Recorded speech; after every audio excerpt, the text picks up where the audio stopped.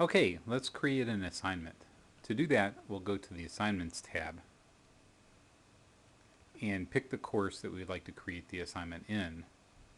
In this case, I'm going to create it in CS 1705. 1705 doesn't have any assignments yet, so I'm going to have to add a new assignment. I have the choice of creating a brand new assignment that I've never used before, or reusing assignments from other sections. In this case, there was a project that I had already created in the Sandbox assignment, in the Sandbox class, but rather than reusing that, I'm going to create a new assignment. The new one I'm going to create is going to mirror project J4 in the tryout usage instructions. And when I go to create that project, I'm going to have to give it a short name, and I will call it project J4, and also a title. And here, J4 is the Java calculator project. And I could give it a URL pointing to the wiki page where the assignment description is. You can fill that in with the URL for your assignment specification or write-up. Most users leave the Moodle ID blank. That's primarily for folks who are using WebCat in conjunction with Moodle. And for the upload instructions, you can type any additional instructions you would like students to see when they're uploading their assignments via the web. Here, I'm just going to, well, you can use about anything, and you can use HTML, but I'll just put a short message here. You could leave it completely blank if you want, but I'll put one in as an example.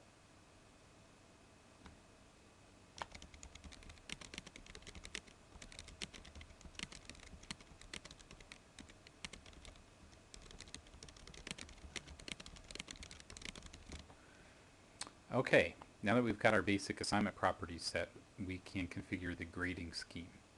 And the grading scheme comes in two parts. First, there's a set of submission rules, and then a series of plugins that process each submission. And to set the submission rules, if you have already created some submission rules, you can select them from this drop-down list. If you haven't created any submission rules yet, you can create a new one using the New button. I'll give this submission rule profile a name. I'll just call it 100-point assignment, because I plan for these assignments to have 100 points, and maybe that's 40 points for manual grading by a grader or an instructor or a teaching assistant, say 20 points for static analysis tools like PMD or CheckStyle, and the remaining 40 points from the student's own testing. I'm not going to put any limits on submissions or enforce any limit beyond what the system already provides for the maximum uploads that students can submit. I will allow late submissions though, and let's say students can submit up to 3 days late in this case. But when students submit late, I want to impose a penalty, and let's say that's at most 30 points in increments of 10 points for every 1 day late. Okay, and after entering those, I can proceed to put in some grading steps.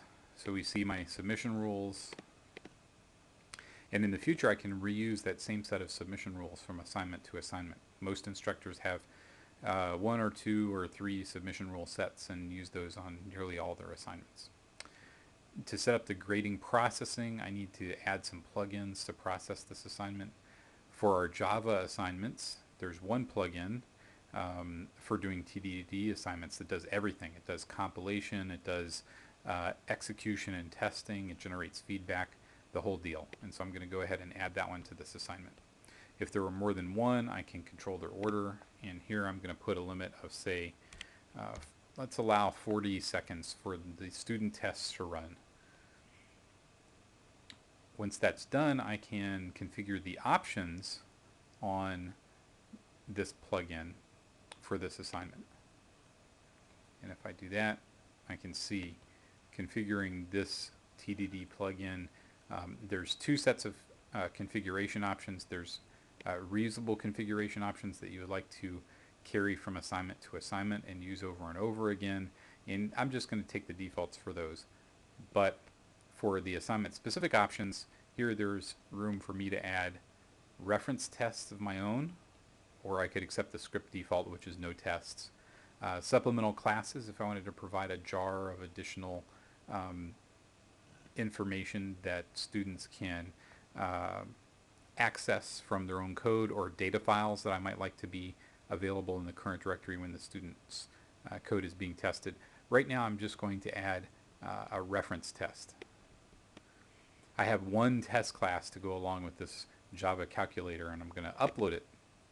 When I first click to add this file, I can see a tree view of my own personal space on the web server for storing configuration files. I don't have any so far, but I can upload as many as I need here and use them on as many assignments as I want. Since all I have now is just my own personal directory, I'm going to create a little structure. Let's say that in this parent directory I'd like to create a new folder. In here I'll just call it CS1705 to hold all of my 1705 files. And within CS1705, let me create a J4 subdirectory to hold the things I need for project J4. And now, within project J4, I can upload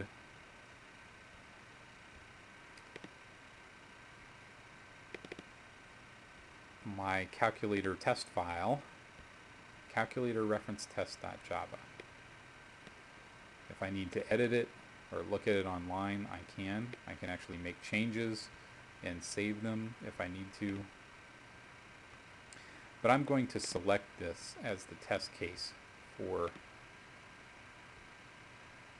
the assignment I'm creating. And there you can see that my calculator reference test class is going to be used as the single JUnit reference test class for this assignment. And I can come back and change that later if I need to by clicking the edit icon next to the plugin I need to configure. Now, everything I've set so far, the assignment's name, the upload instructions, and the grading scheme, will be reused across all offerings of this assignment. But I also need to set a due date and some properties that are unique just for this course section. So first I'll set the due date, and I can pop up the calendar and say that this is going to be due on, let's say, August 28th, and if I want to change the time to early in the morning, I can click and drag or single click to do finer adjustments. Okay. Now that I've set the due date, I can publish this assignment and finish. And once I do that, I now have an assignment listed in this class.